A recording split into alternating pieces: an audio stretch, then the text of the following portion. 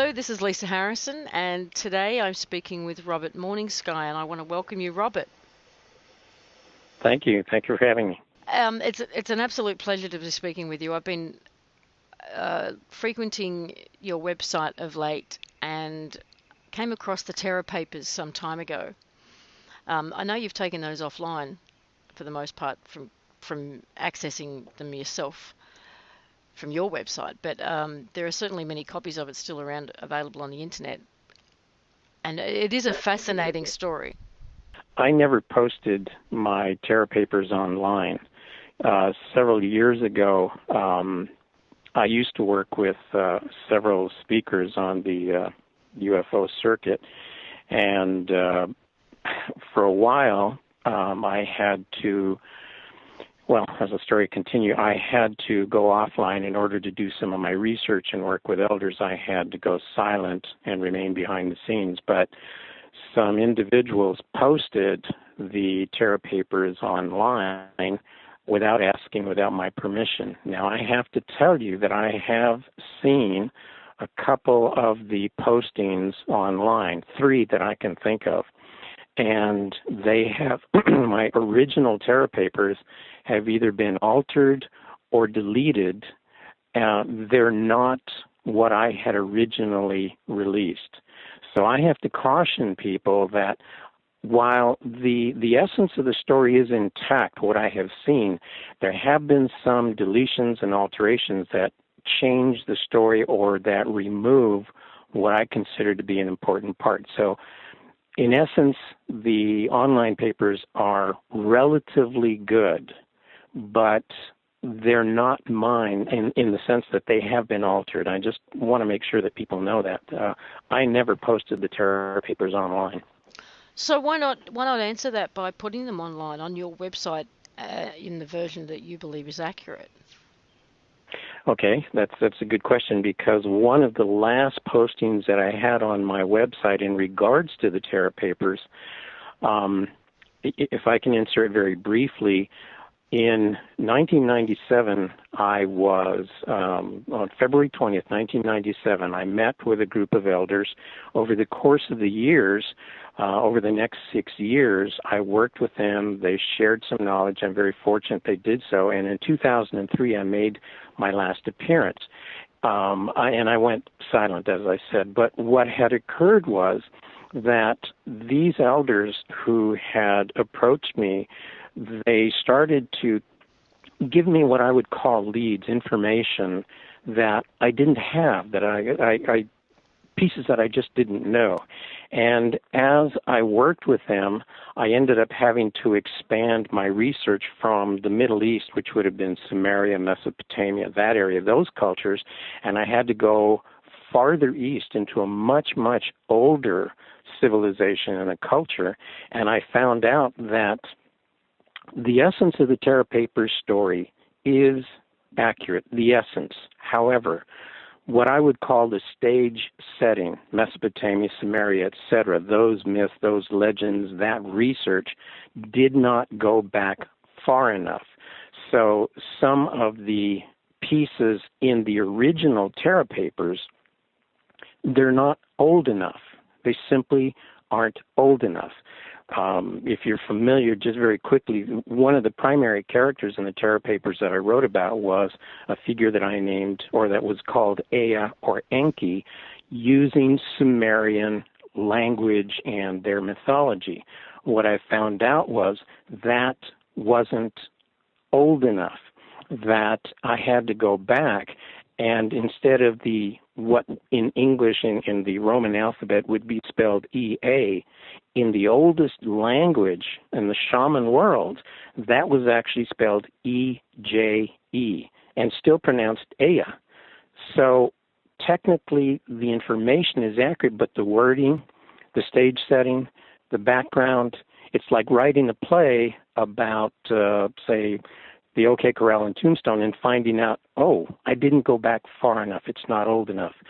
So I started to actually update the Terra Papers.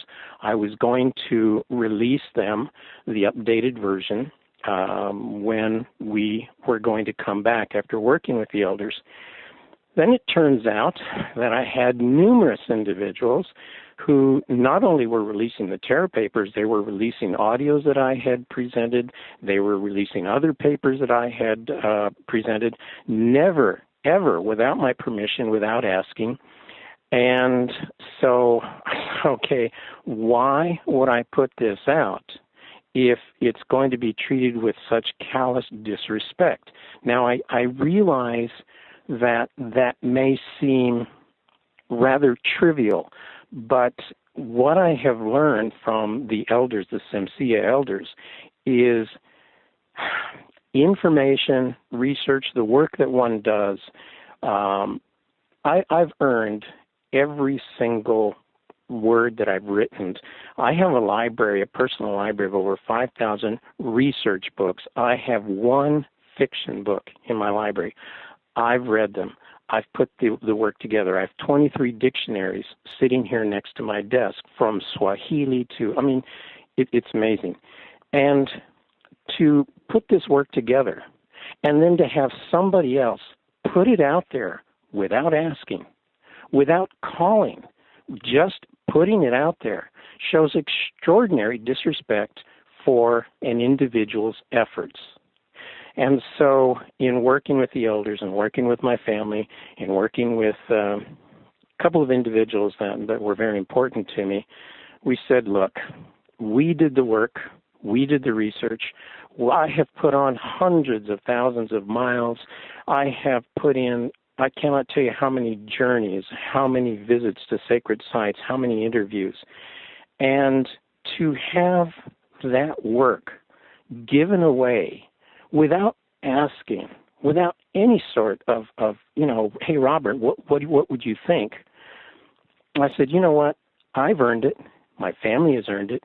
And I have to tell you that there are many elders across the globe that I have spoken with, that I have shared time with, and they feel the same way, where their work, their efforts is being stolen, it's being manipulated. And why would elders share wisdom if only to have it, treated with such disrespect and then to have it altered? My apologies, but I want to give you one example that we've been working on here for a couple of months. There is an elder gentleman in Africa, in Ghana. You may have heard of him, Mutwa Credo. He is 91 years old. You know of Mutwa. Well, through David Icke, he's made him quite well known. Okay. He's 91 years old. Phenomenal gentleman, possessed of tremendous knowledge. And we found out that over the last couple of years, there is a gentleman who has taken and posted mutwacredo.com and posted it under his name and has done everything without the permission of Mutwa Credo. He has said, here's a tour that you can sign up for, send me the money, I'll take care of it. Tour never happened. You can come over here and I will take care of these arrangements, and it never happened. The difficulty, and at least with the greatest of respect, I know that people want to know, but there is a tremendous amount of wisdom out there that the elders have, and they have earned it. Mutwa has 91 years walking this earth, learning from his elders, ready to share with those who see the value and have, that the work has merit and it should be respected. And it's not happening. There are numerous elders in the Mayan community who are very concerned about a lot of the misrepresentation of the 2012 calendar and all that. And they're saying, you know what, I'm not going to say anything. Why? It's going to be twisted, stolen, it's going to be altered.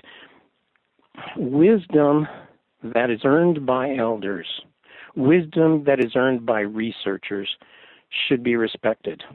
And unfortunately, that doesn't happen.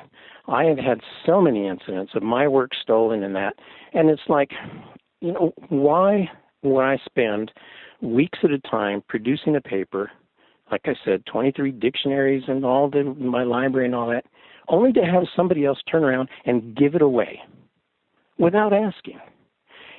So I do have an updated version of the Tarot Papers. I'm calling it the Eridu Papers. And I'm sitting waiting to see what happens. I have been silent since 2003. And I've only recently started to put my website back up, put the information out, put audios out. I've already had people start posting these audios without asking, without, saying, hey, what can we do? For the most part, I have been very, very appreciative. The work has been shown a great deal of respect, and I hope that that continues. And recently, it's a topic I'm going to skirt over. In working with the elders, starting actually before 2003, but heavily in 2003, we decided just about 3 years ago that we would go ahead and we would try to prepare material that we could release to the public about what I call the lost history of our world. And so we decided to make a dedicated effort. I'm very fortunate that they approached me, but I do have the experience. I cannot tell you countless number of lectures, conferences, gatherings, appearances from a professional in, movies and commercials, etc. I have a very good speaking career. And they said, let's work together, and I would present it. However, I have to say that my original journey, which started with the Tarot Papers and the Star Elder story, I wanted to find out what was the lost history of planet Earth. What is it that is hidden in the background in religion and in science and all these other disciplines? And one of the things that happened, and I was not expecting it, was I found out that the lost history of humankind was actually the lost history of womankind. The lost history of women is pivotal to understanding the wisdom of shamans and religions, including science and history. And so I said, okay, this is remarkable. This is not where I thought it was going to go. So about 3 years ago, we started working on how are we going to package this? How are we going to present it? How is this going to happen? And I have to be honest with you. I think that the lost history of women is pivotal in returning humankind to the old ways, the way that things should be. Women are phenomenal creatures, more phenomenal than you can imagine, and the pivotal roles they've played in history is extraordinary. And so I appreciate and I am very, very thankful that the elders approached me and asked me if I would make presentations. However, I've always felt that when we started discussing this, that perhaps it should really be a woman who presents the lost history of women. And so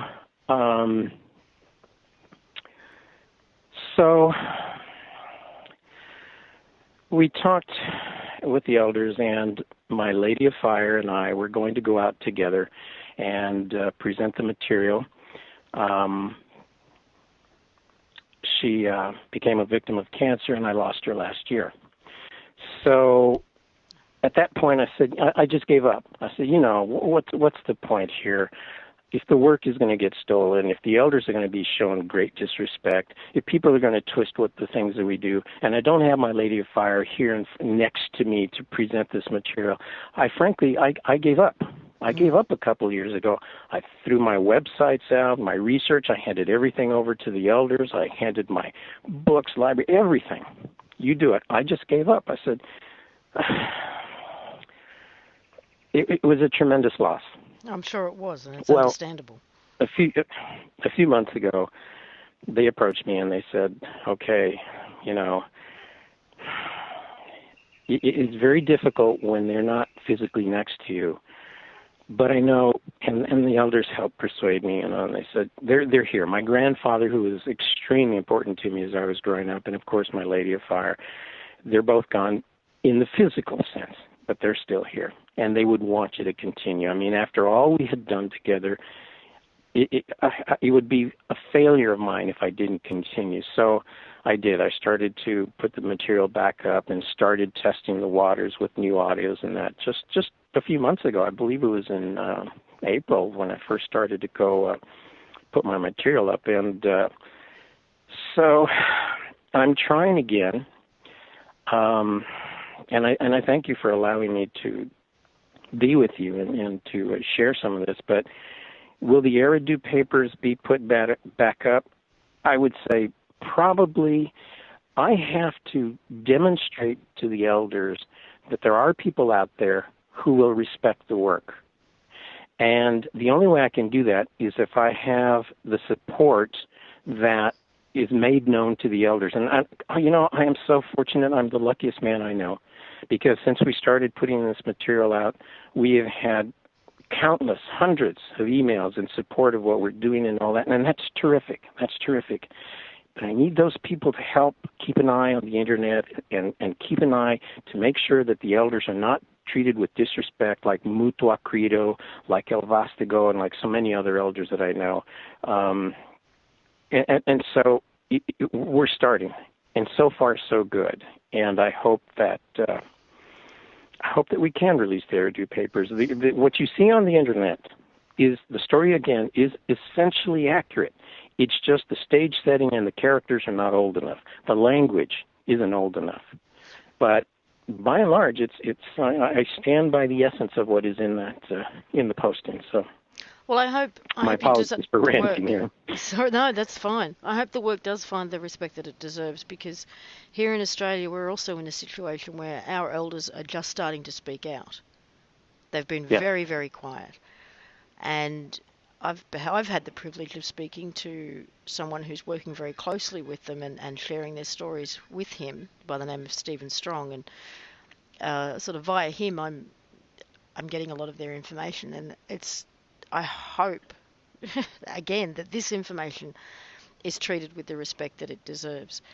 It's these cultures that have passed down their history and their knowledge verbally and through song and through dance that have remained the purest. Those cultures who wrote down their histories are the ones who are vulnerable to having their histories rewritten. And we're taught not to trust these things. Chinese whispers get in, things like that. But I find it's still the purest and deserves the respect. And it is our lifeline into our past. Well, I think so. And if you don't know, what your past is, you're not going to know where your future is. If you don't know where you came from, you don't know where you're going. And there is so much. I mean, there's a tremendous value to the world that we live in. I mean, there's progress in health and science and so many achievements that are truly remarkable. On the other hand, we are burdened with so many aspects of either society or politics or military and that have nothing to do with reality, that have nothing to do with enabling us to become human beings. We are productive citizens. That's not the same as being a human being. And so many of the elders that I've spent time with are saying, it doesn't make sense out here. What's important out here is to make dollars, not cents. Common sense really isn't.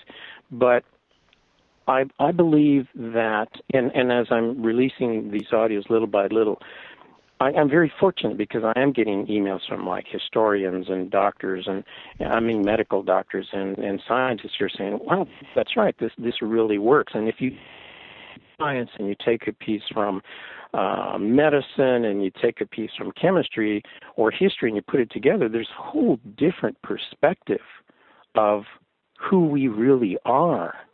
And as you said, the elders who have maintained their silence and passed on the knowledge word for word to another individual, that's intact. That has a greater chance of remaining intact than when you write it down and it's disseminated to the rest of the world. Witness, again, the Terra Papers. That is not what I had put out. When you write it down, it's very difficult. On the other hand, I think we're at a point where if it can be written down and handled with respect, I think the whole world can benefit from it. Well, that's why they're choosing to speak now, isn't it? This is an important time, and a time for us to know our history, to know our past, to know our roots, so that we do know where we're going. And I do have some questions for you that may seem unrelated initially, but I just wanted to get them out of the way before we move on to the role of women and your your personal impression of the current time and where we're going.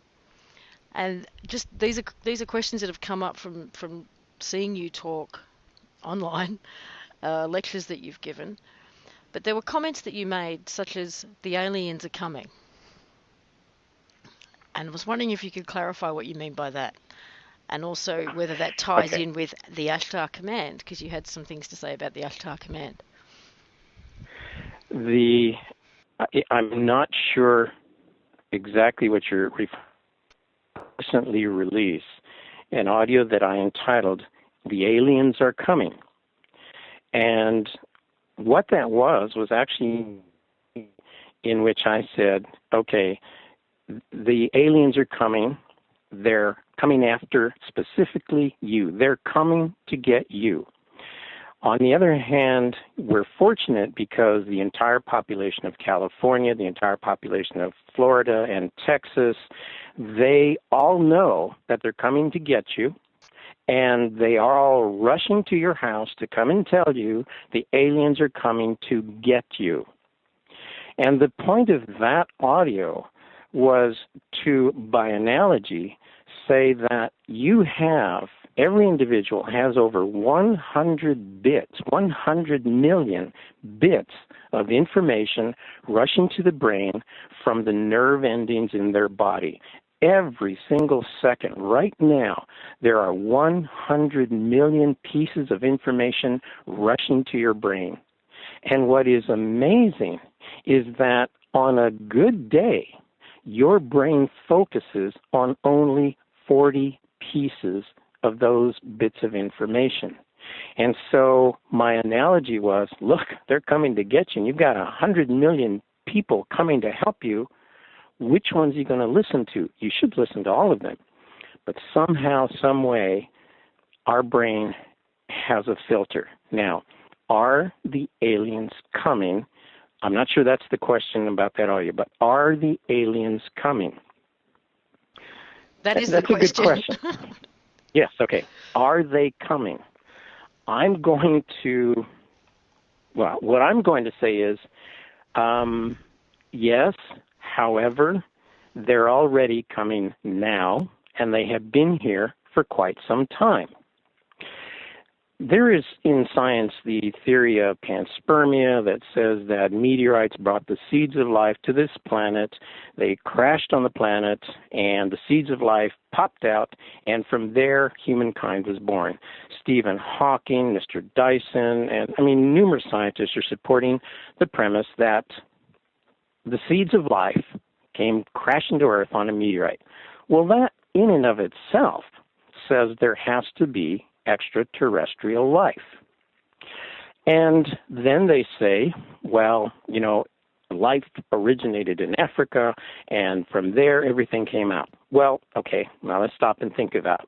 Does that mean only one meteorite crashed to Earth millions of years ago, and only one meteorite had the seeds of life? I'm going to argue that there are at least 7 points where life was generated. It's called spontaneous generation in science, in scientific terms.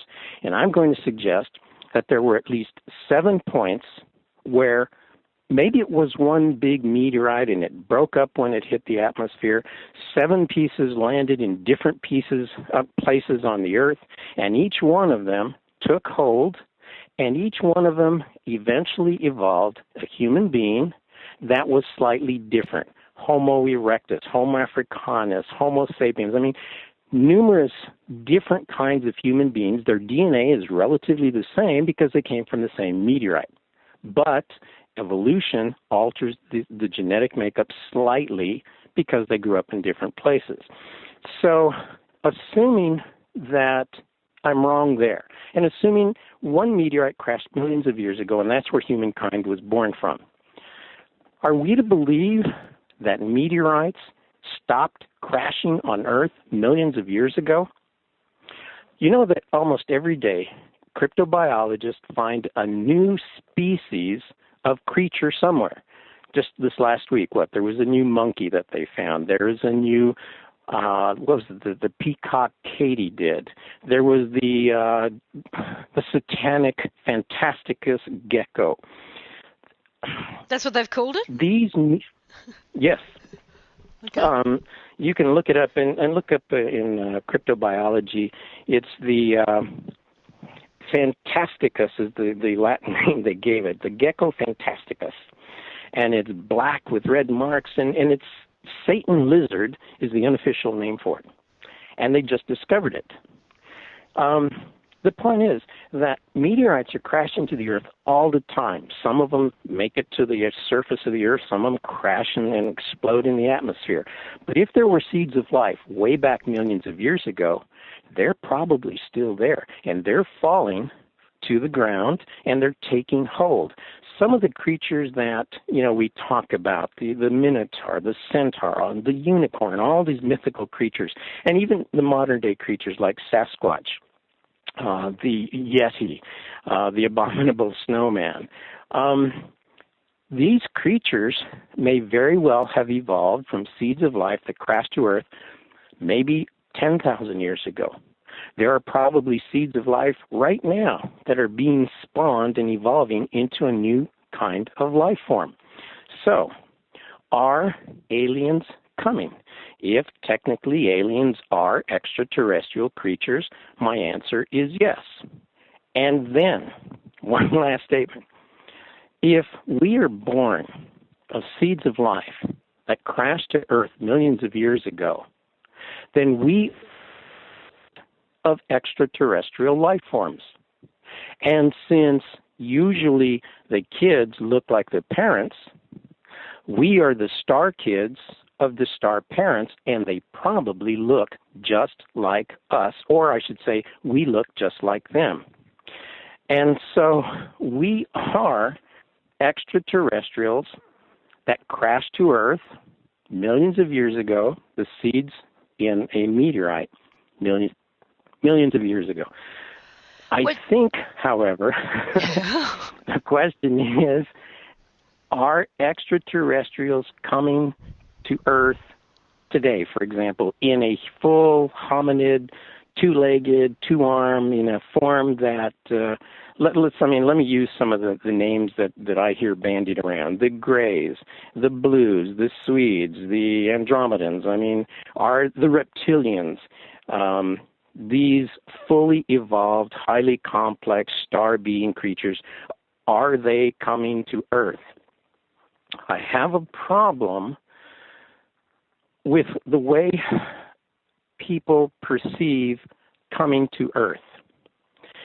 The general consensus is that when aliens are going to come to Earth, they're going to come in some sort of a spaceship. And I'm going to pause here because I have spoken to individuals who are behind the scenes at an unidentified space agency, let's put it that way. Mm-hmm. And the reason we normally think that people think about aliens coming to Earth in some sort of a spaceship is because those are the restrictions that we have. We believe the only way we're going to travel through space is in some sort of a spaceship, some sort of a container that's going to bring us here. It's a very 3D way of looking at it. We can only conceive of it. Absolutely. Yeah. Absolutely. And I have begun to post audios, and I will continue. I've got several that I want to release, again, depending on how they're being treated. I'm going to suggest that the way to travel through space, even for us, it is not going to be in a spaceship. You cannot put a human being in what essentially is a goldfish bowl and send him to through space and have him survive.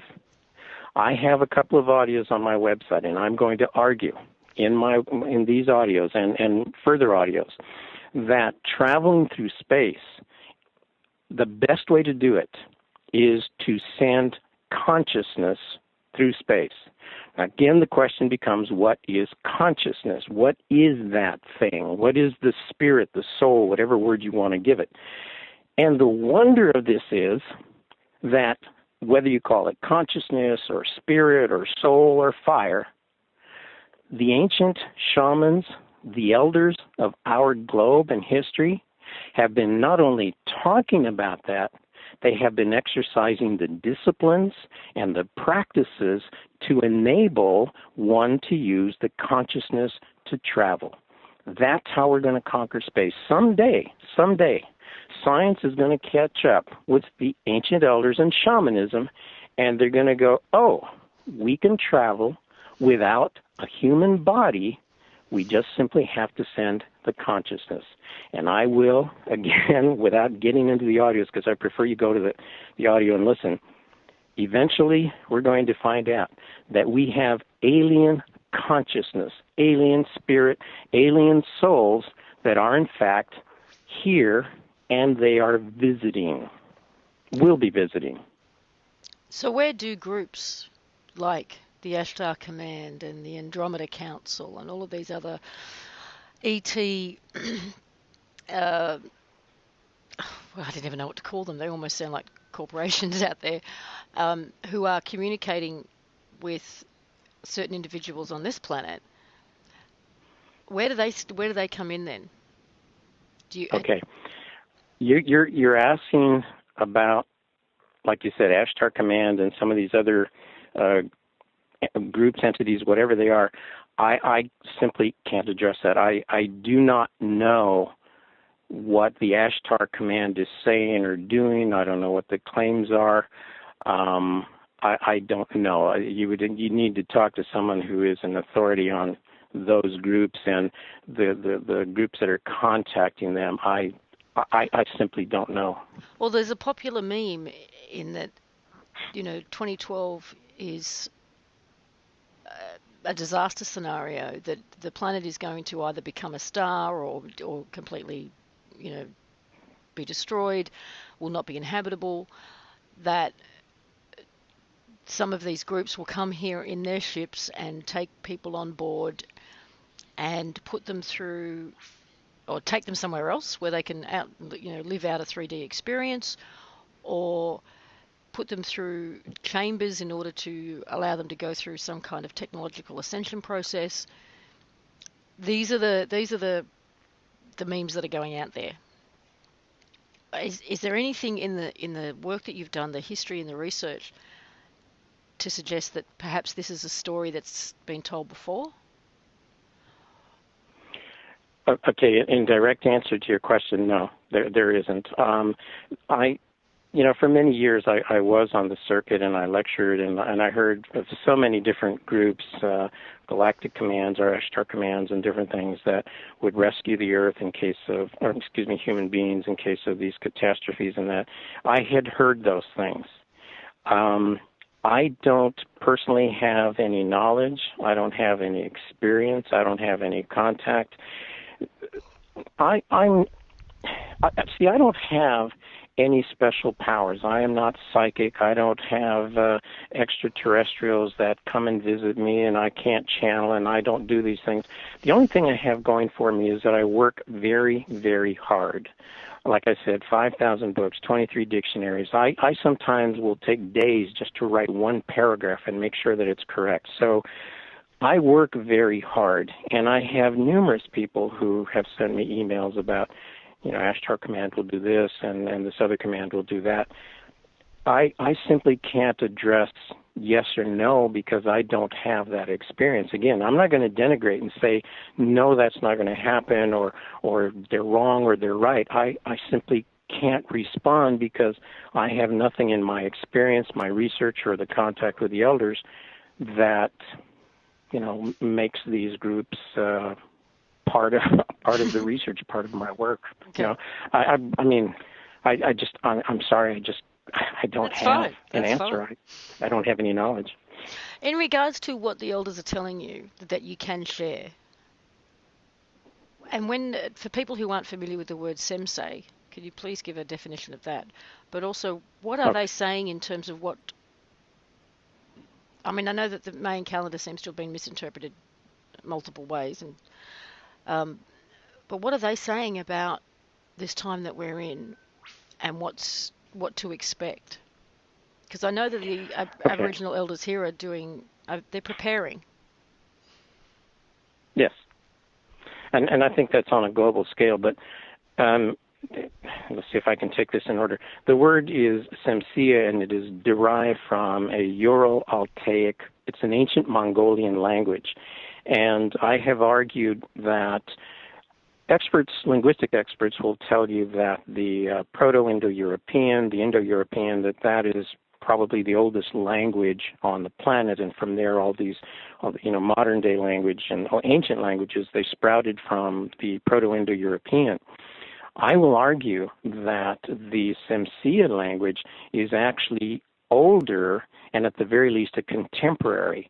So much of the work that we have produced shows that language that is used by Greeks, the Latin, the Hebrew, the Semitic, so many of those languages that can't explain where the word came from. We can find a source that makes perfect sense. It's linguistically sound, it's conceptually sound, and it comes from the Semsia shaman elders. Now, the word Semsia is made of two parts. The Sem or Shem, could be pronounced either way, really means the hidden, the secreted, in the sense that they are tucked away. And the Semsia is a word for knowledgeable teachers. You could interpret it as a storyteller, as a teacher, as an instructor. Semsia, that word, the compound word, means the hidden elders, the hidden teachers. And this is a group, and a lot of people think that I am talking about a Native American group or some sort of a Native peoples group.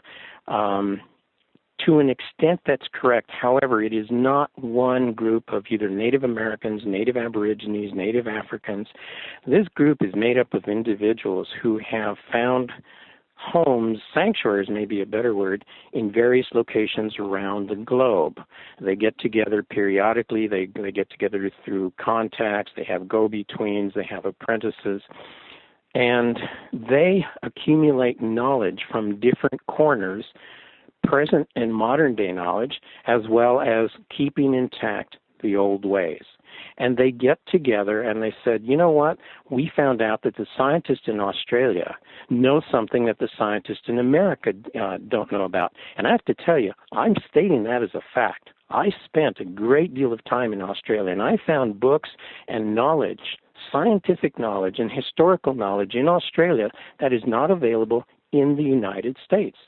And the Semsia elders, one from Australia, for example, will connect with one in the United States or in Africa, and they sit down and say, look what we found over here.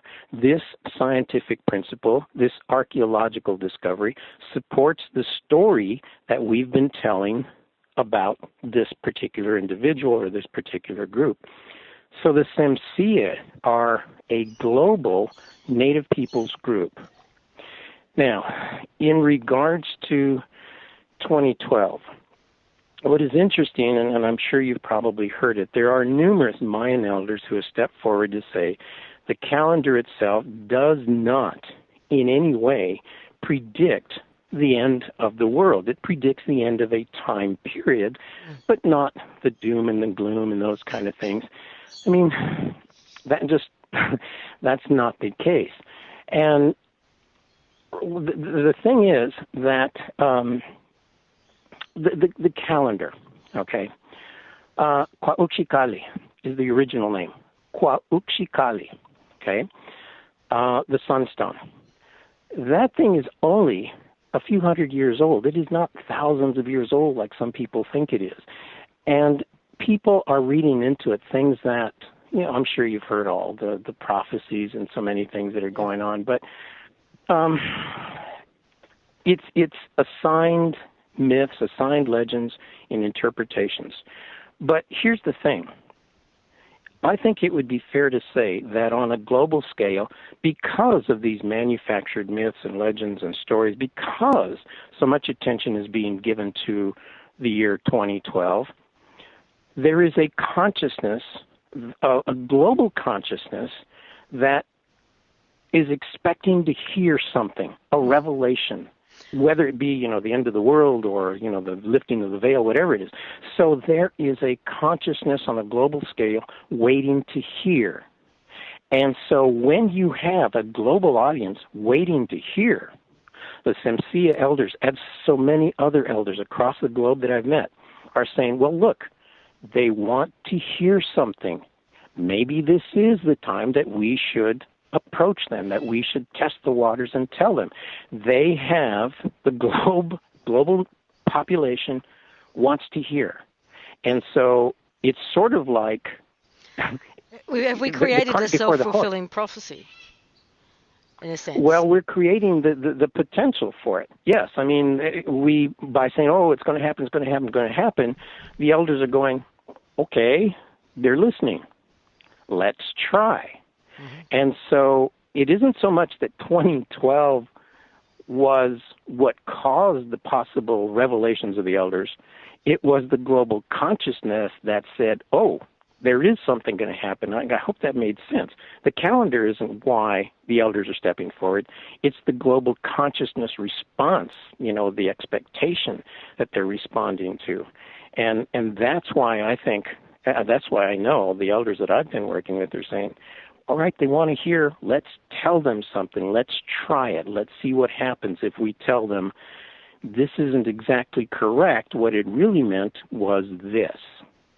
I hope that made sense. It does, and it's kind of fascinating, actually. It puts a whole new twist to things. And I know that the elders here in Australia, they're not calendar-driven, but they are event-driven. Yes. And exactly. There have been events over the past, just in this year alone, that have, excuse me, that have met the criteria within the Dreamtime stories. Events that they have been waiting for as signs. And one of them was an earthquake here in March of this year, which they knew was coming. Did you hear about this? No, I didn't. I know that. Well, no. Let's say no, I didn't. Let you tell me about this. Okay. Stephen Strong, who I've interviewed, according to him, he received an email in February, a full month before the event, from elders within Australia telling him that there would be an earthquake. They told him where it was, the day it would happen, and that it would be a 9-point something or other. And there was Indigenous elder women, white elder women from Australia, some North American elders, women again, and Inuit women from Canada who flew over here and brought their drums. And these women, for 24 hours a day on rotation, sat in the spot for 3 days and drummed it down. And when it did go off, it went off at a 6 something. And they said that was the sign that they'd been waiting for, and that was the beginning of the gestation period, a 9-month gestation period, which brings us up to the 23rd of December. And they are waiting for an event. And there's been other signs since that time, but they're expecting an event at the end of this year. Yes. Okay. Let me and I want to be extremely respectful to the elders, especially the elder women, and to Mr. Strong. And I would allow me to give you this perspective. The history, the lost history of womankind that I am hopefully going to continue to be able to reveal, talks about the extraordinary power that women have. If you're familiar at all with shamanism, it began in ancient Siberia, and Siberian shamans always dressed in female regalia. And it is established as the oldest origin of shamanism. And throughout history, the most powerful shamanists or magicians or sorcerers or witches, whatever word you wish to assign to them, were always women. And witches were frightening because they had tremendous power. Shamanist women were frightening. Wild women were frightening. And so when one of the things that I did here a while back is I said, you know what, it's time for women to step forward and to make things happen to help bring us back to the old ways. So I'm going to offer you an opinion, and I may be completely wrong, but I want to offer it with the greatest of respect to the female elders from around the globe that came prior to this event occurring.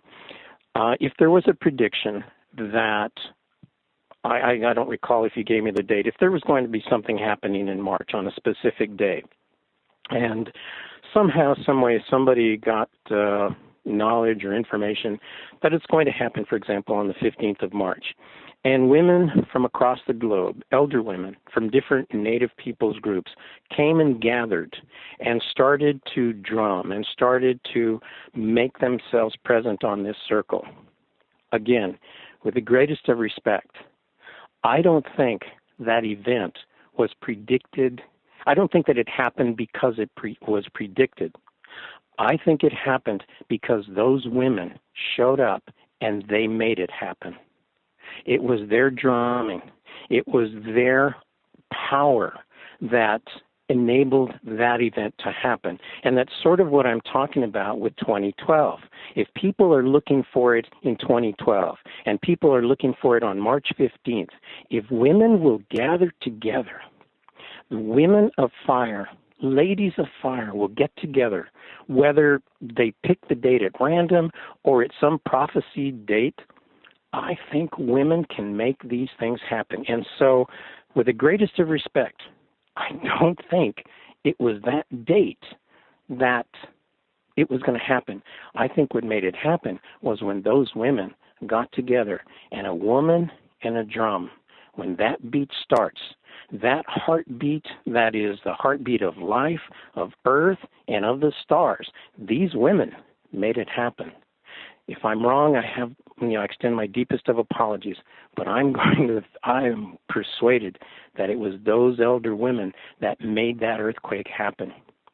And if they do it again, pick any date you want, and if you can get them together again, I'll bet money. I'll buy you dinner, and I'll bet you that those women will make it happen again. And I am hoping that I can encourage women to get together, be it in Australia and Africa and England and so many places that I'm hearing from, get together, start dancing, start drumming, get it together, get your fire going, and you're going to make things happen. And that's what it's going to take to get us back to the old ways and to get us back to a position where we truly have earned our place in the stars. So what is the lost history of women? I'm sorry? So what is the lost history of women? And why is it lost? Okay. I'm going to try this. That's a good question. I'm going to try in just a couple of minutes, and it's probably dangerously short, too brief. However, the oldest religions on this planet, I think, there are numerous books that are out there that show that the oldest religions on our planet revolved around women. There are numerous books, When God Was a Woman, et cetera, et cetera. There are numerous studies out there, and it shows that women's religions, or religions based on women, were the oldest. Okay, far too brief as retelling, but here it goes. Long ago, literally thousands of years ago, and I'm guessing between 30 and 75,000 years ago. That's me, and I may be wrong. However, somewhere between 30 and 75,000 years ago, a woman's society was not born, but it really centralized its power. It was a group of shaman women that were located someplace in Siberia near the place called Lake Baikal. And these women were extremely powerful, and they were able to penetrate the veil between this world and the other world. They were able to accomplish so many things, from manipulating the environment and the weather to making changes, on a global scale. They had tremendous power. And the story got out I'm going to add a little piece here with your permission. The shaman women that were there were very careful about their hidden sanctuary. It was a place that was in the mountain highlands, and there was only 4 ways into this little garden place that they had. 4 rivers flowed in from the mountains and carved out river valleys that there was the only way to get into this little garden was through these 4 river valleys. And a divine feminine appeared in this place and taught women how to use their fire, their magic, and show them how to enhance their abilities both in the other world and especially in this physical world. And they had a society in this mountain sanctuary. Well, as it turns out, one day there was a little boy who lived amongst the people that supported and helped the shaman women, the first Semsia society. These people in this hidden sanctuary, outsiders, people who lived in other areas out beyond this mountain sanctuary, knew about these people. They heard the stories of these shaman women, the Semsia women, and these people, they call themselves outsiders, at least the legends do, they referred to the people who lived with the shaman society, the Semsia women, they called them the Eden. Eden is an ancient Siberian word which simply means they. So sorry, this you was said the Eden, as in the Garden of Eden. Eden. Correct. The Garden of Eden was actually a garden sanctuary where people who were called Eden. And it just means they. This is just one part of the story. They lived there, and there was a little boy who was a member of the Eden people, and he was always exploring, always seeking, always going out in the forest, always going out hunting animals and the rivers and all over the place. Well, the divine feminine and the Semsia women enlisted the powers of wind lords, storm lords, the mountain lords, the lake lords, the ground and earth lords, spirits, to protect the sanctuary. And if an outsider was coming in, the river lords would stop them, the mountain lords would shake and drop rocks down, earthquakes from the ground lords. These spirit lords protected the sanctuary. Well, one day, the little boy of Eden, he walked out. Nobody could find him. And the family and all the people were very concerned, where is the little boy? And they went to the high priestess, the Semsia shaman high priestess, and they said, well, where is he? She summoned all of the spirit lords, mountain lords, wind lords, and asked them all, well, where is he? Well, we don't know. We don't know where he is. So she took some time. She went back into her hut, and she used her own powers to try to find where the little boy was, and she saw him. He was out beyond the mountain sanctuary, visiting 2 twin mountain lords, the Balukas. And he stayed with them. He turned around. She said, she came back out and told the people, don't worry, he's okay. He will be back soon. Eventually, he did show up, and all of a sudden, there he was in the middle of the little village. And the Semsia priestess asked him, where have you been? What have you been doing? How did you get in? How did you get out? How is it that all the spirit lords couldn't keep you in? Well, it turned out that this little boy had the same natural powers that a woman did. And because he was little and because he was always seeking, always hunting, always trying to find something, at a very young age, his fire had enabled him to do things that some of the shaman women were still trying to do. He was a natural. It was extraordinary. Mm-hmm. Well, this little boy, eventually, the high priestess took him under her wing, and she taught him everything, and she would allow him to periodically go visit the 2 twin mountain lords in the Altaic Mountains, the Balukas, and she would receive knowledge that little boy had brought from the 2 lords. The 2 lords would receive knowledge that he had taken from the divine feminine, from the high priestess. Well, eventually, as he would travel between these 2 locations, there were outsiders, people who encountered this little boy all by himself, out in the wilds, in the forest, with the creatures, and little boy, and they would stop and they would, ask him who he was, what he was doing, and in his enthusiasm, he would tell them things. And the people were astonished. How is it that this little boy knows all these things?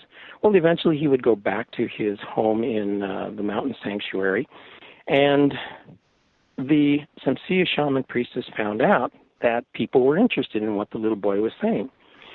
So she took a few years and taught him until he was a young man, taught him a lot of the wisdom, the knowledge, the magic, the powers, and that. And she finally said, okay, little boy, it is time for you to go out and talk to the outsiders. See if they want to learn. See if they want to know what the mountain spirits, the spirit lords, and what I know. See if they want to know. So she sent him out, but during the course of his growing up, he had earned the name Abala, A-B-A-L-A, Abala, and it means one of fire. It has been interpreted in modern Mongolian as hunter, even though it actually means seeker, someone who seeks fire. Abala went out. He started teaching in what we now know as the Orient. He went down to India. He went down to what we now know as Turkey, and he went into the Europe lands, which we now know as Greece. And he would go and he would teach them, and people marveled.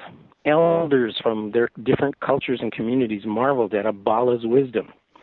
And eventually, he would return, go back to the mountain sanctuary, and teach and show and explain to the high priestess women and her society, the Semsia society, what he had learned from the outsiders. Well, eventually, the little boy became well known throughout the globe, and in many places, he was hailed as a god. He was hailed as a divine son because he had so much wisdom and knowledge. And his reputation was such that he would show up, he would teach, go back to somewhere up in the highland north, in Hyperborea. The legend of Abala eventually became the legend of Apollo. Apollo is been given credit for the Temple of Delphi. And I'm sure you know Delphi actually comes from Delphos, which means womb. And one of the questions I always had is, how is it that Apollo, a divine male, is given credit with everything that occurred in the Temple of Delphi? The womb, the Delphos. Well, it turns out that what Abala was teaching was the ancient ways of the divine feminine, the lost history. Men of power found out what Abala was doing. They wanted to know the magic and the power that the women had. They wanted to know everything that Abala knew. Well, the men of power eventually found out about the mountain sanctuary, and they decided en masse, they couldn't do it. Each one tried one at a time, but they never succeeded to penetrate the sanctuary. But eventually, en masse, in a group, they went up north, and they went after the Semsia shaman women. However, the Semsia shaman women were able to know that they were coming. They escaped. And they literally fled to a faraway land where they found an underground sanctuary, a series of caves. And they lived inside these caves, made their home there. And because men of power wanted their wisdom, wanted what they knew, their own safety to protect their wisdom stayed underground. They are literally the first underground society, mystery society in history. Periodically, the Semsia women would send apprentices, disciples, students, whatever you want to call them. They would send them out into the outside world, and they said, hey, maybe they're ready. Maybe we can teach them and not be threatened by the men of power. So the apprentices went out into the outside world. They had to defend themselves. They had to be archers. They had to be warriors. They had to be strong. They had to be healthy. They had to be wise. They had to know the secrets. They had to be willing to test the waters to see how the world would receive them. Well, They these called the apprentices Amazons? were, you're ahead of me, but Oh, they were sorry. actually called Masien. It's a shaman word, Masien, which means a divine goddess apprentice. Masien, okay? But the Masiens were feared because they were tremendous archers, horseback riders, warriors, gifted, and eventually the legend of the Masiens who would emerge was turned into the legend of the Amazons. The word Amazon, I've seen so many different derivations, and this is what it means, and that they're all wrong. It was based on Masien, a female apprentice of the divine ways, but it gets better because eventually the men of power were able to ferret out either writings or someone who had become a student. They had learned some of the ancient ways of the Semsia. And these men said, aha, this is what they were saying. This is the triangle, and this is the compass, and this is a... And so they took what they could find. They pieced together what they said was the secret knowledge. And the secret knowledge became the Masons, the first male underground society that everybody fears. So the Masiens gave birth to the legends of the Amazons and the Masons. Abala gave birth to the legend of Apollo, and I could go on and on and on. My apologies. I'm sure I've No, been don't ranting here apologize. for a It's while. fascinating. I love it. But that's some of the story that has been lost. Now, Can I ask for a definition of a couple of things, though? certainly. When you say men of power, Mm-hmm. are you just referring to literally men, human men of political prominence, or is there more to the term men of power? Okay, that is an excellent question, and you're the first one that has asked it. By and large, for the most part, when I talk about the men of power and the lost history, we are actually talking about events on Earth in this tangible, what I call the 4% world. History is about the events that have occurred here. And the men of power that are referred to in legends are the conquering kings, the warlords, the tribal chieftains that wanted their own turf, they wanted their own kingdom, or the men of power throughout history. Politicians, presidents, governors, dictators, military commanders, on and on and on.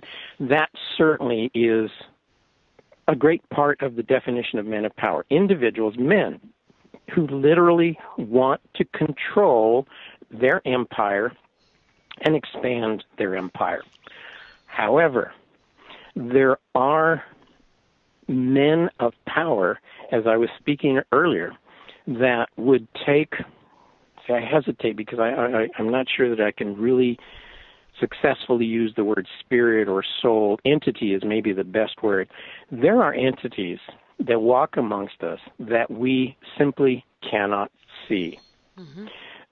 There are numerous scientific studies, anywhere from quantum mechanics, quantum physics, etc., neurobiology, the study of the human brain, that says that, you know what, of everything that is out there in front of us, we really, if we're lucky, perceive only 10%. And of that 10%, we get minuscule little bits. We don't see what is out there. Many, many years, I used to take people out on what were called quests, and I would take people and show them different things and ask them, okay, what is it that you just saw? And you would get 10, 12, 15 different explanations. What you see is so much based on your belief, your agenda, and what you want to see. Mm-hmm. And the idea, I mean, the closest we get is maybe when people talk about, you know, they will encounter the spirit of their dear departed one, or they will encounter a ghost in a battlefield or something. There are entities out there that, I'm not going to say that they have consciousness like a real live flesh human being has a consciousness, but they're there. And there are what I would call men of power that, like physical human men of power who want their bit of the empire. I mean, in the Bible and so many of the sacred scriptures, we find that there are evil demons and creatures, spirits that want to control heaven and earth and realms and that. And that's what I would say, that there are spirits. I hesitate to use that word. There are spirits that seek control and to expand their little empire.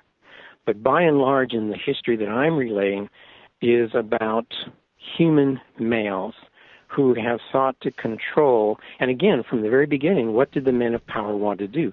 They wanted to control women. Now, I'm sure that you will argue strongly that that just doesn't happen, correct, Lisa? Men don't want to control women. Oh, right? yeah, you'll get a huge argument. But that's my point. The whole idea of society is basically to control and make people productive citizens.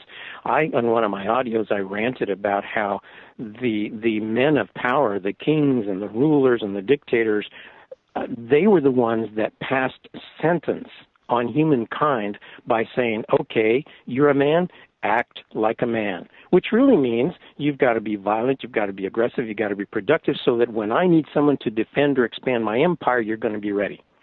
And you, sentence on women, act like a lady, which means that you have to take care of the house, and you have to be nurturing, you have to be available so that you can make babies, you have to be subservient.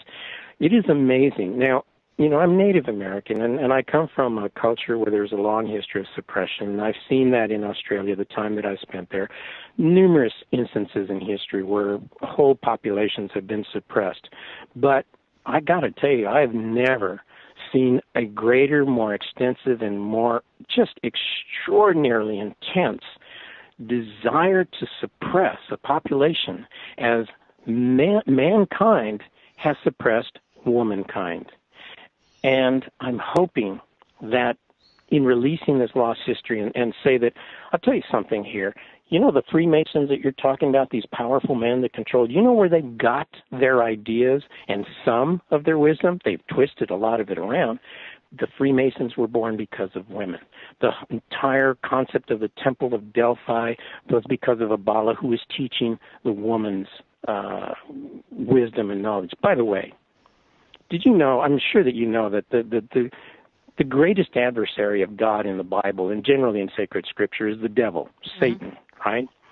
The word devil, if you look in any of the etymology books, and I've got 6 of them sitting right next to me here, if you look up what the etymology of devil is, you'll find out that it says it's derived from the Greek word diabalin.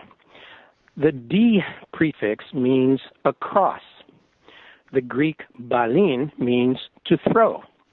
And the compound word diabalin, which gives us diabolos, literally means to throw across. Literally.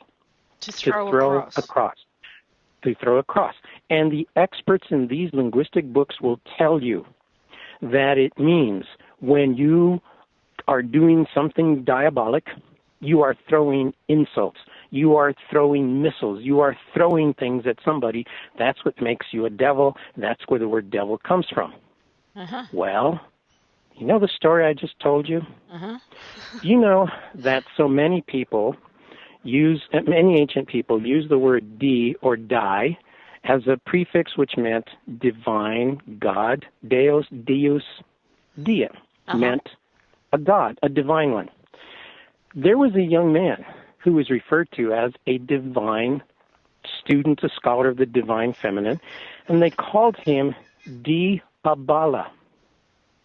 Diabala is the root for diabolus, diabolic or devil.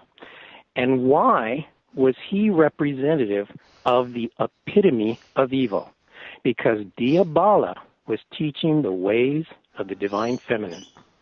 But the men of power could not allow people to find out what Diabala meant, and that Diabala was a teacher of the divine feminine. So they decided, no, we can't let them even know that Abala existed. So they said, okay, here's the official explanation. Devil comes from diabolus, which comes from Greek, di balin, which means to throw something across. Now, let's think about this.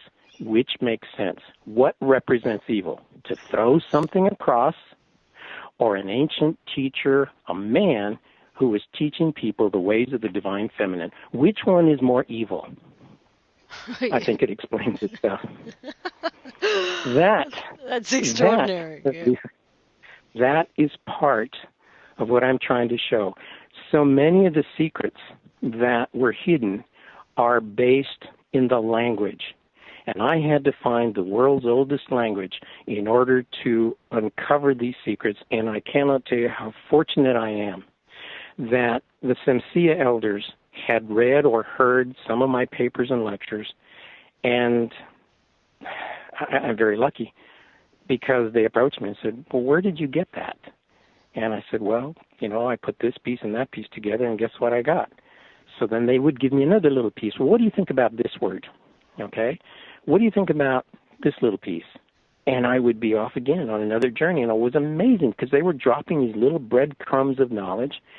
And eventually, I'm very fortunate because they said, okay, let's do some work together. So, again, I'm sorry, I feel like I'm ranting here. But that's okay. No, it's all good. There's so much that is hidden here that the secret societies and the sacred scriptures that are based on males, divine males and all that, is completely a transformation of the divine feminine, of divine feminine teachers like Abala, the Amazons who were Macians, the Freemasons who were originally Macians, and I could go on and on and on with the Druids, on and on. It's just amazing. And I'm so fortunate to be able to work with the elders, and I truly want. I've been in contact with individuals who say, well, there's a conspiracy to hide this knowledge, there's a conspiracy to hide the true wisdom and all that. And to an extent, they're correct. They're trying to hide the secret knowledge that the men of power don't want out there. The difference is that the Semsia elders and I are trying to tell this, trying to tell these stories, trying to let people know this is what the hidden history is. I'm, again, very lucky. I've got hundreds and hundreds of emails in tremendous support, but we need to treat this with wisdom. I need people not only to help me continue to put this out, but to keep people, unscrupulous people, from, like the Terra Papers, posting it without asking. If people would ask, I would pass it on to the elders, and I would wager money that we could print the Eridu papers, we could post it online, we can do this. But it's got to be done with respect. And it is not about profit. It is not about gain. This is about hopefully inspiring women like the elders that you talked about who went and did some drumming. I hope that there are women who are listening to you, and I hope you do the same. I hope you get a bunch of women together and you sing, you dance, you drum, you get your fire going, and I'll bet you that Lisa herself will create an earthquake. You pick the day, and I'll bet you can make it happen. Sounds like fun. One more clarification.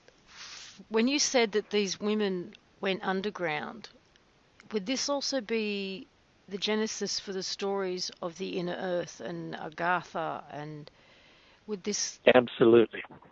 You're absolutely correct. I'm going to give you the name, one of the names that was given to their sanctuary. It is not what it's going to sound like. The word, the name Eke was one of the names given to the divine feminine and to the shaman priestess, Eke, E-K-E. And Abba was power, sorcery, magic, wizardry, the ability, the magical power. You just made me think of Adam and Eve.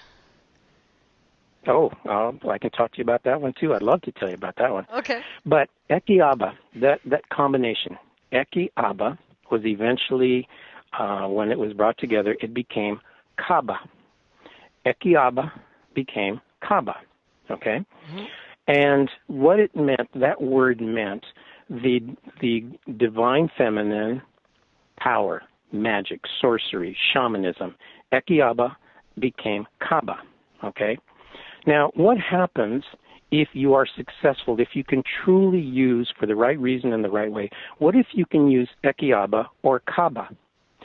What you do, that event, that fire that you create that lets all of this happen is called Allah, A-L-A. It's very simple.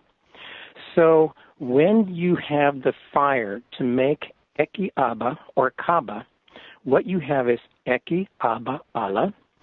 It's abbreviated to Kabbalah. Gotcha. That is the ancient wisdom, the magic, the knowledge to be able to use the fire and the magic, the power of the divine feminine. That gives birth to Kabbalah. How pure is the modern day Kabbalah compared to that? What I have seen, and again, I'm limited to the research books that I have, seems to have been founded upon what occurred in the 15th, 16th, 17th centuries.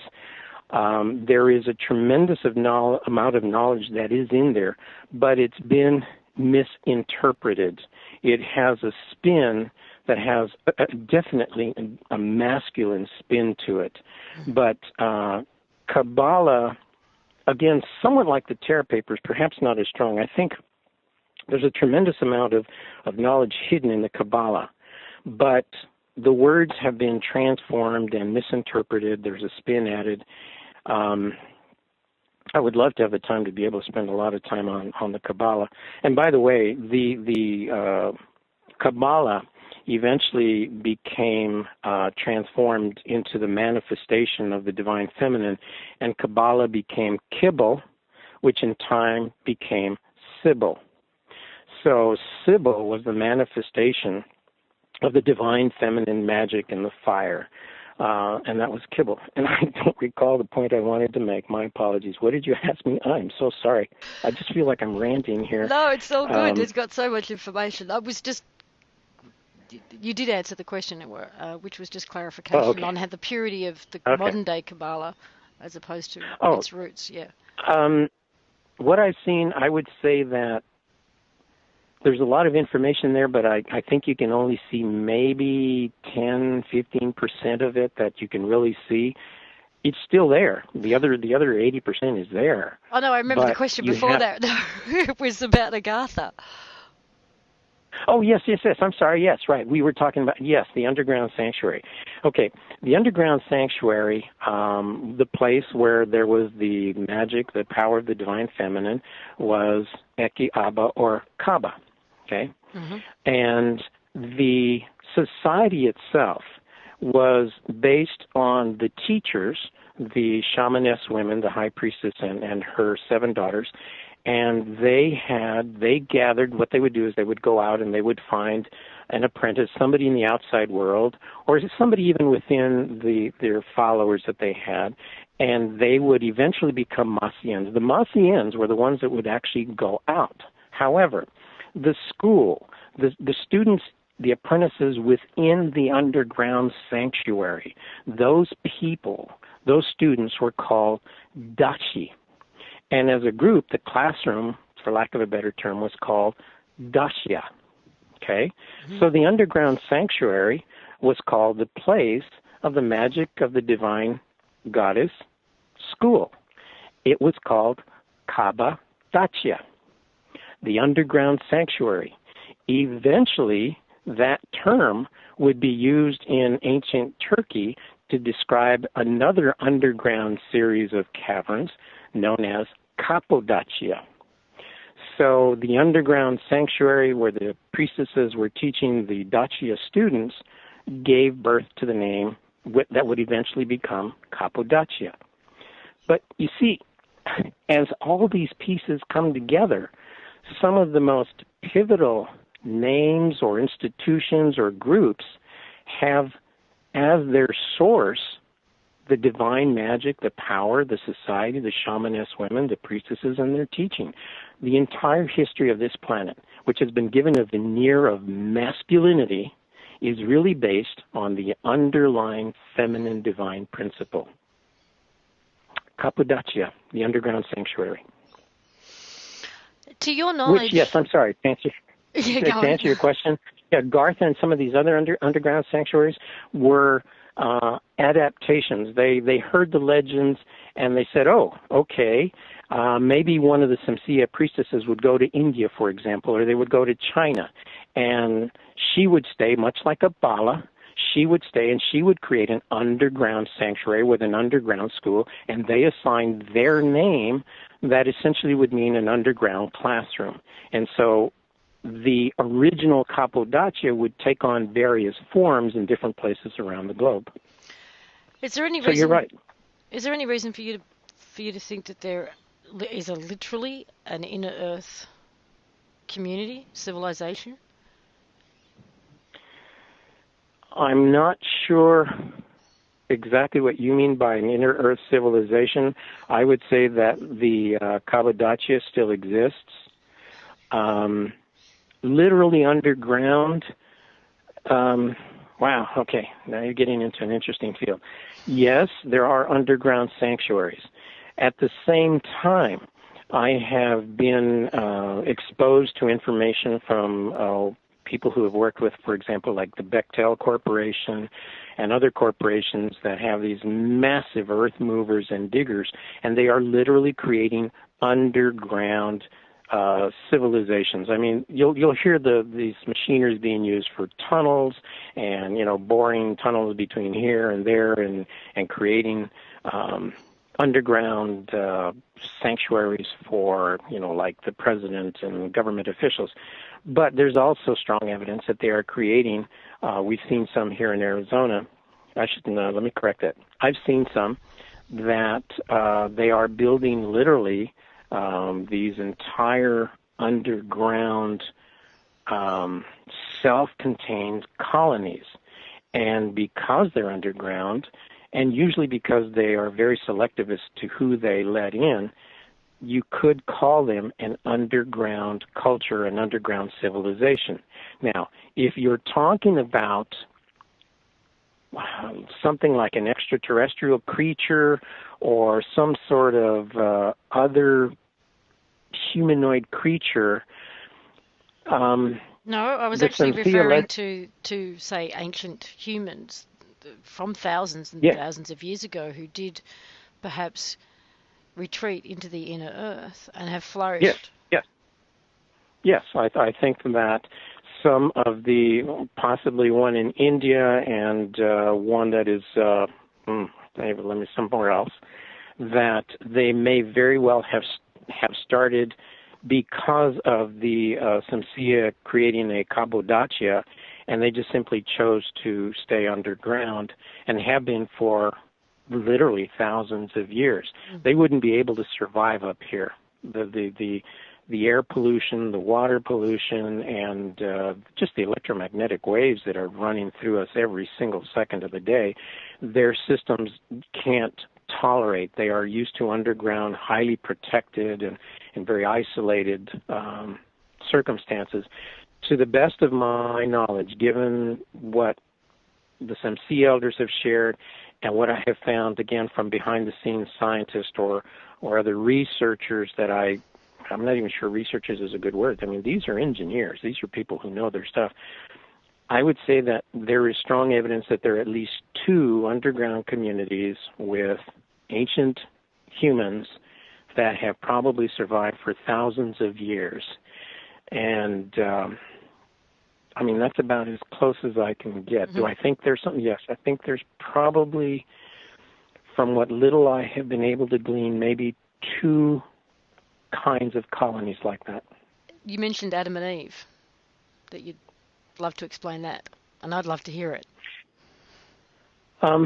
Okay. One of the things that, obviously, from the time I was little, and I'm sure you and everybody else they've always heard about the story about Adam and Eve and how Eve was the bad one because she was beguiled by the serpent and forced to eat the apple, et cetera, et cetera. And so because of her, we have original sin and they were cast out of the garden.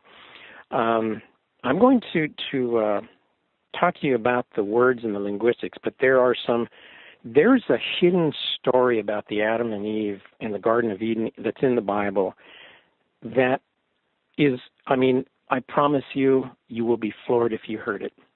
But what I'm going to do is I'm going to start by giving you a couple little pieces. The word Adam, the name Adam, actually in the ancient Hebrew, and the Aramaic actually, the ancient Hebrew, basically, the word Adam means to show blood. Okay? And you can look in all the reference dictionaries, the Strong's Concordance and the New Strong's Dictionary, pardon me, and they will tell you that the word Adam means literally to show blood. But they always put in parentheses in the face. Okay? Well, I did a study, and I'll probably post it, but I did a study on the words in the Bible that mean to show blood. And I don't want to be indelicate, but let's think about this. Human males, human females, which gender would be most appropriate to apply the words to show blood? Well, the females. Now, I'm not talking about of course. And ultimately what we found that in the linguistics of the Bible that the word Adam really means a woman. That it is defined as a woman who shows blood. Of course, the experts have to put in the face so that we don't think that the blood would... Anyway, you understand the point. And the word Eve comes from... you love this. The word Eve is actually not Eve. It's spelled C-H-A-V-A, and it's pronounced Kava. Kava is a derivative from an earlier word, Kaaba, which we just discussed a few minutes ago. Okay? So ultimately, the story of Adam and Eve is about the divine feminine Kaaba, who was as a partner in the first garden, Adama, which is Dama, which is the root for dame, Madam, which is the root for, madam. The first two beings in the garden were the divine feminine Kaaba, the high priestess, and Adam, which was the female shaman apprentice. Adam and Eve is a story about two women, the divine feminine and the first human female in the Garden of Eden. Now, I'm going to, time will... The divine feminine. Yes, the divine feminine and the first human female were the two subjects of Adam and Eve in the Garden of Eden. If I'm not mistaken, we're going to run out of time here, so I'm going to give you probably the most devastating piece. I have lost half of my listeners because of the following statement. Okay? Okay. The human embryo.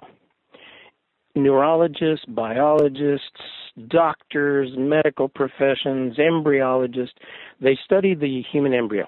And what they found is that every human embryo will naturally become a female left to its own devices. They all start off as female, yeah. I'm sorry? Don't they all start off as female, and it's not until about Absolutely. 6 to 8 weeks? Absolutely. Yeah. Unless the embryo is bathed in testosterone, that embryo will become a female. Okay? So here's my point. Just this one little piece alone has given me cause to say that every male, every human male is an altered female. Mm-hmm. Without testosterone, you'd be a female. So every human male is an altered female. The other way of putting that I've heard is that there is actually only the X chromosome. A Y chromosome is a deformed X. It's not... Exactly. Okay. When we began to study the embryology and the science of it, what we found out was that somewhere between 200 and 300 million years ago, there was only X chromosomes. the Y did not exist.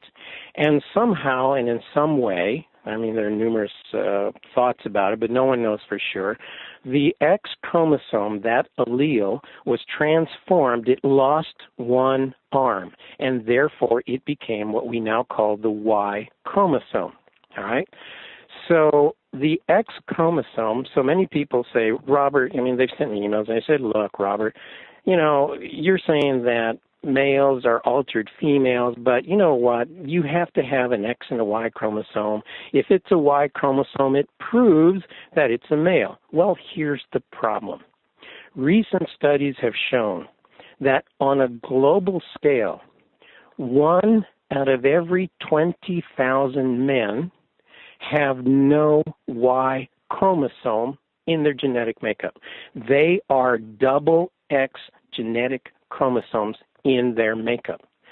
So then the question is, these males, physically are males, have no Y chromosome.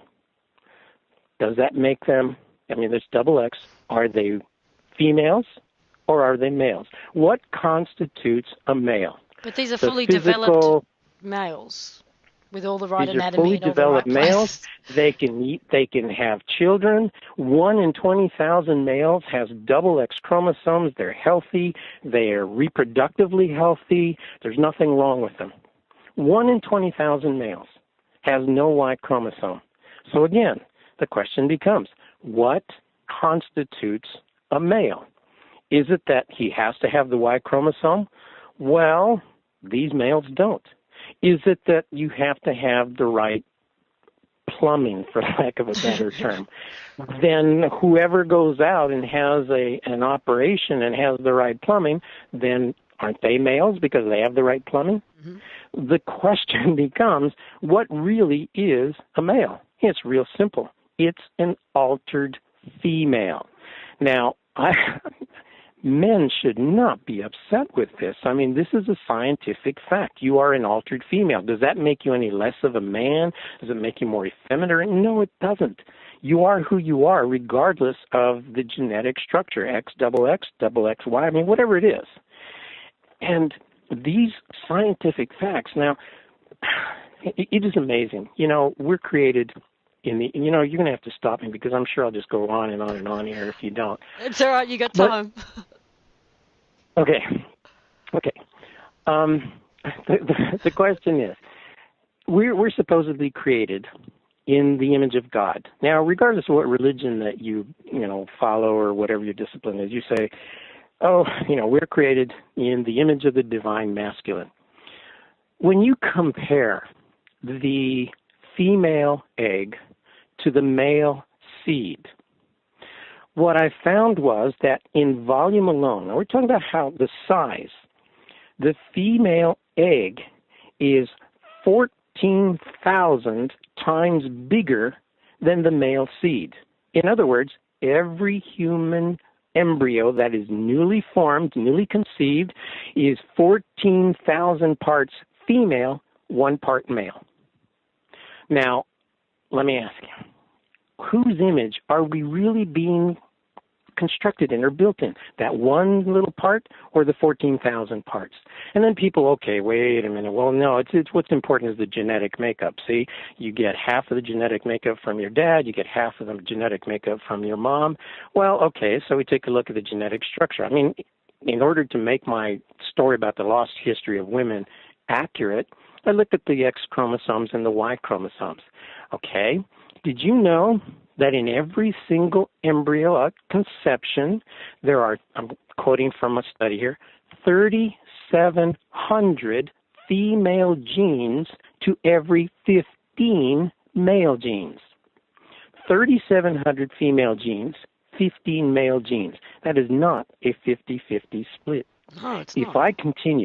If I continue looking at scientific studies, they continue to show that the overwhelming dominant form of life on this planet, and very likely whoever the seeds that, contributed our existence, whoever they are out there, the overwhelming dominant life force in this world is the female.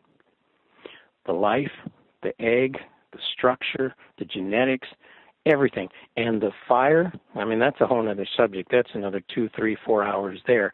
The fire that women have is infinitely larger than the fire that men have.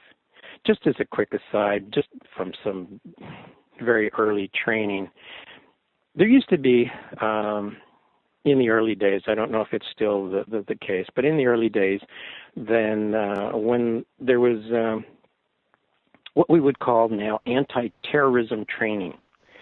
Elite soldiers who would be trained to go in and go after a terrorist cell and neutralize them.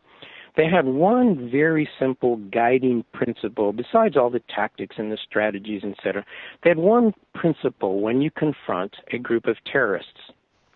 That principle was shoot the women first. Why? Because women are passionate about what they believe in. If they catch fire on something, you can't stop them. They are dedicated. Men, they would surrender and, live to fight another day. They would come up with all kinds of excuses and explanations. But women terrorists, deadly. Shoot the women first. That's extraordinary. The point I want to make is that the lost history of humankind, what I started out so many years ago to find, is actually the lost history of womankind. The future of humankind does not lie in the hands of men. It lies in the hands of women. The secret to piercing the veil between this world and the other world, the spirit, whatever you want to call it, it's the fire of women. I'll just add the comment that most people are familiar with the comment that the Dalai Lama made, which was that the world would be saved by the Western woman. I don't know if I can qualify it as Western woman. I would say that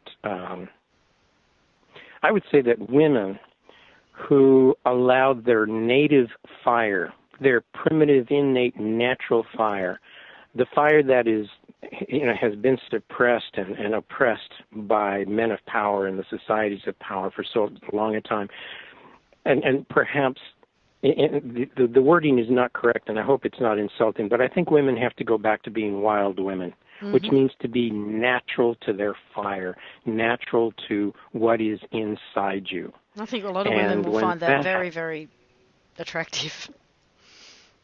I believe, I'm telling you that from what I have learned, and again, over the course of the last maybe little while, I've quoted from science studies, linguistic studies, neurological, embryological, history, linguistics, and no matter what discipline I went after, ultimately it always came back to the same thing, that the center of life, the point of the life force here on Earth is the woman. That is where we come from. That is our past. That is our present. That is our future. And I know from personal experience that you have a lady of fire in your life, my God, you can't ask for anything more. There it is. That's this discussion. You guys are amazing. Well, I'm sure there are a lot of women here that will be listening to this that will appreciate your words. That's for sure. But I had one more question of clarification in regards to this business with the male and female and chromosomes and what have you, and that brings us just to the simple point of reproduction. That would have to be the argument that you would come up against the most, I would imagine, that it requires a male and a female in order to create a new being. So how would that happen if we were all essentially female? Okay. I mean, you've opened the door, so I will give you full credit to your listeners for having opened this door in what I'm going to say. Mm-hmm. There is such a thing in nature to this day. Komodo dragons, insects, lizards, there are numerous species that reproduce by something that is known as parthenogenesis. Parthenogenesis is when a female gives birth without any sort of fertilization. Komodo dragons, and again, there are numerous species, they simply split. They give birth to offspring without fertilization. It's called virgin birth, parthenogenesis. And up until the time that there was a Y chromosome, and probably for some time afterwards, there was the primary way to reproduce was through parthenogenesis, simple splitting. But the question then becomes, why is there intimate relations. Why do you have to have a male and a female? Okay, in the Terra Papers, I described so many, many years ago that there had been a war in our solar system that had caused tremendous devastation, that had caused destruction. There was life on Mars. There was life on Venus. Venus actually wasn't where it is now. It was further out. It was between Mars and Jupiter. The asteroid belt, evidence, remnants of a destruction of a planet there. There was life in this solar system, but it was destroyed because of a war. This planet was eventually ruined in devastation because of this war. And when you have destruction, when you have this rotting material, decay, and ruin, you have, fertile breeding grounds for parasites. Well, when civilization, when beings were eventually restored to this planet, their single greatest enemy were parasites. One of the problems with parthenogenesis, or virgin birth, is that when a female gives birth to her children, her female children, they are genetic duplicates of the mother. If a parasite can evolve, and they evolve so quickly, it is amazing how quickly a parasite can adapt in order to attack its host. If a parasite is able to attack the mother and feed on her and ultimately bring about her destruction, if she gives birth to genetically identical children, her daughters, they too will be vulnerable to the parasites. Well, here's what happened, and here's the theory that I think explains why there's a Y chromosome. Eventually, somewhere, someplace, one of the XX female embryos was damaged. And that damaged second X chromosome became a Y chromosome. But in that damage, the genetic structure of the mother and her offspring was altered. Because it was altered, the parasites could no longer attack. They had to get a new way of attacking the offspring and the mother because they were genetically changed. So this damaged Y chromosome actually ended up giving offspring a different genetic structure, which allowed them to fight off parasites. The reason that we have two genders now is because over millions of years of evolution, that Y chromosome has proved to be invaluable in creating genetic mutations, new structures that allow us to fight off parasites. So thank you, Parasite Rex. That's why we have a Y chromosome still to this day, and we don't have just parthenogenesis. However, again, you open the door. If you have a male gender, an altered female with a Y chromosome, and you have a male gender, XX, the problem was that these early embryos, these early creatures, had both no idea and no desire to join. They had no reason to join together. Because here he was, even with the damaged X chromosome, the Y chromosome, there was still inside this innate idea of, parthenogenesis, that's how I'll reproduce. The same thing with the XX female. Well, parthenogenesis, I'll just reproduce there. So how do you get an XY genetic creature and an XX genetic creature? How do you get them to join, unite their genetic material so that you get a new genetic creature that can defend itself against parasites? That is why we now have that incredible thing called sex. That the nervous system of the XX female had to be enhanced. Oh, you're going to love this. It had to be enhanced in order for her to want to join with that XY creature. If it weren't for the enhanced nervous system, that thing that triggers, that thing in sex, women would not want to join with males, and we now have that intimacy because it started with fighting off parasites and then giving the female a reason to allow that damaged XY creature to spend time with her. It was about, Lisa, Oh dear. if women did not I'm not find it laughing at you at pleasurable, all this theory. no. Okay. If women did not find pleasure in that union, it wouldn't happen. Oh, well, I'm sure of that.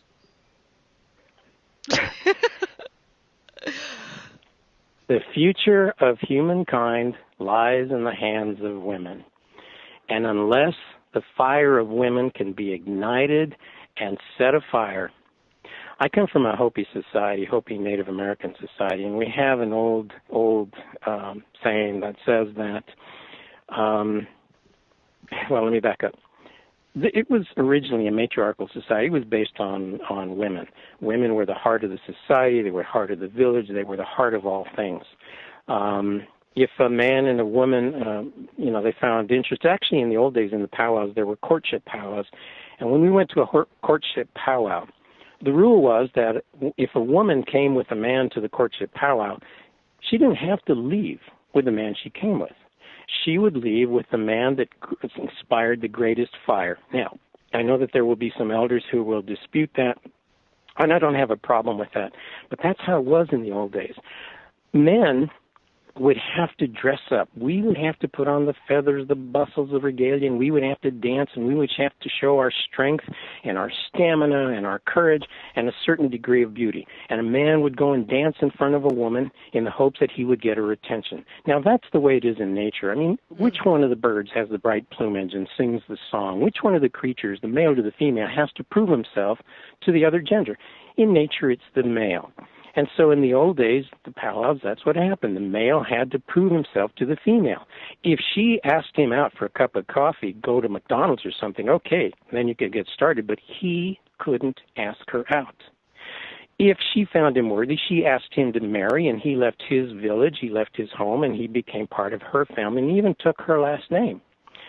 However, if he was not a good cook, if he didn't take care of the kids, if he didn't work in the field, if he couldn't do the iron and the laundry, if he couldn't take care of the household, then she could divorce him. But she had to go up into the mountains, she had to find a place of isolation, and she had to go and spend at least 3 days considering whether or not this was the right man for her. Now, she couldn't think about, well, this other man would be better. The question was, is he right for her? She would come back, she would go into her home, she would then go to the only person in the village, the only one who would give her permission to divorce, to separate from this man. You know who that was? Her. Her mother? She herself. She herself granted herself permission to separate from the man. All she did was she said, I divorce thee, I divorce thee, I divorce thee. Words of that nature. She then took all the belongings that were rightfully his, and she would wrap it up in a rabbit pelt. If it didn't fit in the rabbit pelt, he didn't get it. She then went and placed that rabbit pelt with all his belongings on the doorstep. And if he came home and there's a rabbit pelt on the doorstep, he's single. He's lost it. And in the old days, she retained the property, she retained the kids. In fact, if he was a chief or had any status, she would take his status, his position. In the Hopi world, everything revolved around, it's changed. We've been Christianized. Everything revolved around the woman. A man's task was to provide every opportunity and provide the spark that would cause her to explode in a fiery blaze and go shooting up into the stars. And once she was up there, she would become a bright dancing star in the heavens. And once she became a bright dancing star, she would reach back and she would bring her loved ones up with her. And so, the way I was taught, it is our task to cook, to do the sewing, the laundry, the kids, whatever, and to give her an opportunity to become a bright dancing star in the sky. We have to give her a reason. We have to give her a cause. We have to do something that will set her afire, that will make her blaze in the heavens and become a bright dancing star. That's the old ways. That's me. That's the role of the man. Yes, ma'am. I believe that. You know, I think I have a little bit of that. That's nice. I hope that's true. I hope for, I hope for every lady of fire that she's fortunate to find a man of fire. They're very rare, very far and few between. But a man of fire, if she can provide the spark for the lady of fire, she becomes a bright dancing star in the heavens. Can you imagine anything more wonderful than that? I can't. That's just extraordinary. So, Robert, I want to thank you very, very much. This has been a you've been very wonderful kind. conversation. Thank you. And I really do hope that the work you're doing is received in the manner that, that respects the work that you've done. We've been very fortunate. Yeah. We've been very fortunate so far, and so thank you very much for having me, and thank you to your listeners and others who have been very supportive, and I'm counting on them to help me persuade the elders that we should continue, and so far we're doing pretty good.